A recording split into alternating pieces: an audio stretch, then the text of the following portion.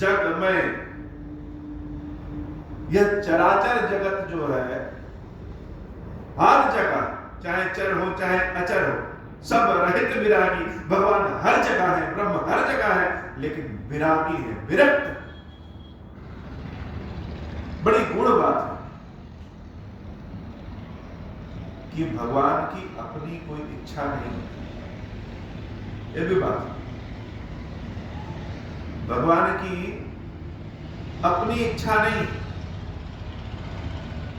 तो किसकी इच्छा है? भगवान के मन में इच्छा भरनी पड़ती है। भगवान भक्तों की इच्छा से चलते हैं। ब्रह्म के पास शक्ति है और जीव के पास इच्छा है, अर्थात भगवान के पास शक्ति है और हम लोगों के पास इच्छा है।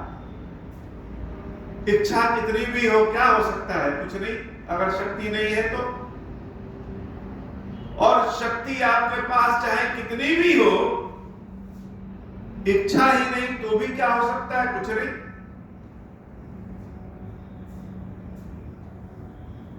बहुत ढेर सारा धन भरे हैं, रखे हैं, बहुत कुछ है, लेकिन मन में इच्छा नहीं आ रही है कि समाज में बांटे, तो समाज भूखा प्यासा। बहुत धन है, लेकिन इच्छा ही नहीं आ रही है कि चलो बढ़िया बढ़िया मिठाई, बढ़िया बढ़िया चीजें खाएं, नए नए वस्त्र पहने, वैसे ही विरागी बन के घूमते रहेंगे। तो जीव के पास इच्छा है और भगवान के पास शक्ति है। जीव ने कहा, हे प्रभु, हमारी इच्छा तुम ले लो और अपनी शक्ति हमें दे दो। बस वही भगवान प्रकट हो जाते हैं। ब्रह्म के मन में इच्छा डाल दे तो जीव शक्तिशाली हो जाता है। ब्रह्म के मन में इच्छा डाले कैसे? ये तो सारी कहानी है।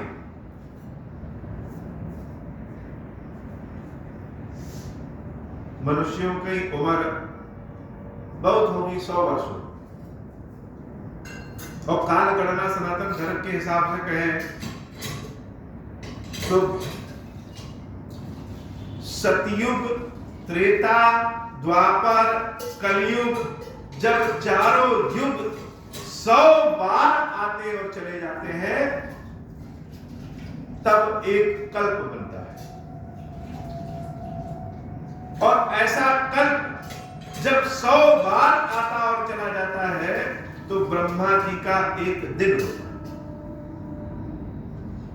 अब मान लीजिए हमारा कोई कष्ट है, हम सोच रहे बहुत भारी कष्ट, लेकिन ब्रह्मा जी का तो सेकंडों नहीं है। वो कहेंगे इतना कम कष्ट, उनके लिए तो कुछ भी नहीं है।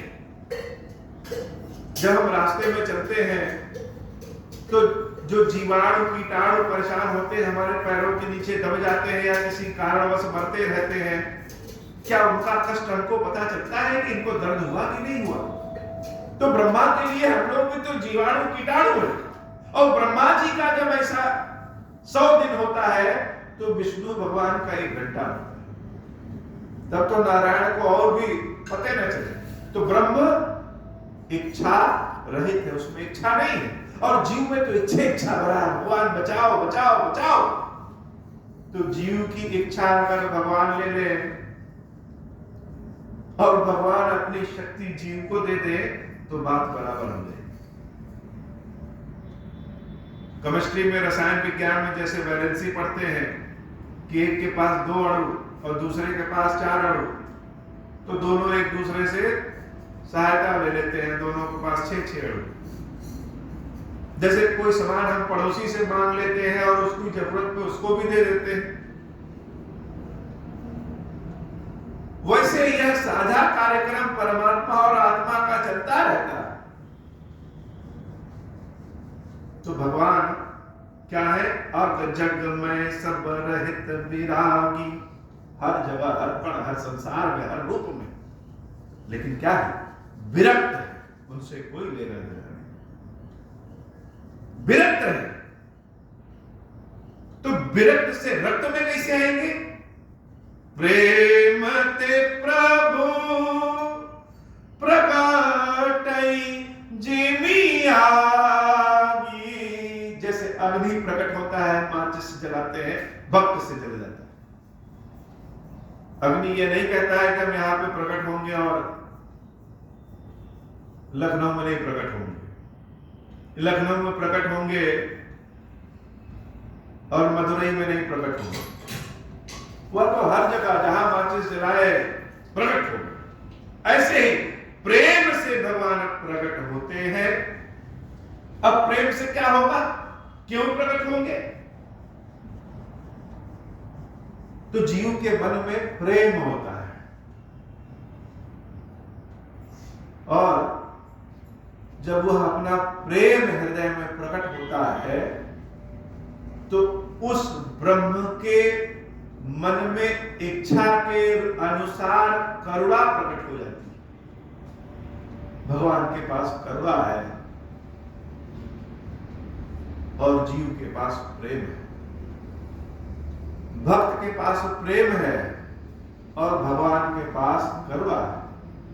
भक्त और भगवान का मिलन है, करुणा और प्रेम का मिलन है। तो भगवान शंकर ने बड़ी ऊंची बात अपने मुख से कह दी। प्रेम ते प्रभु प्रकटे जिमी आगी,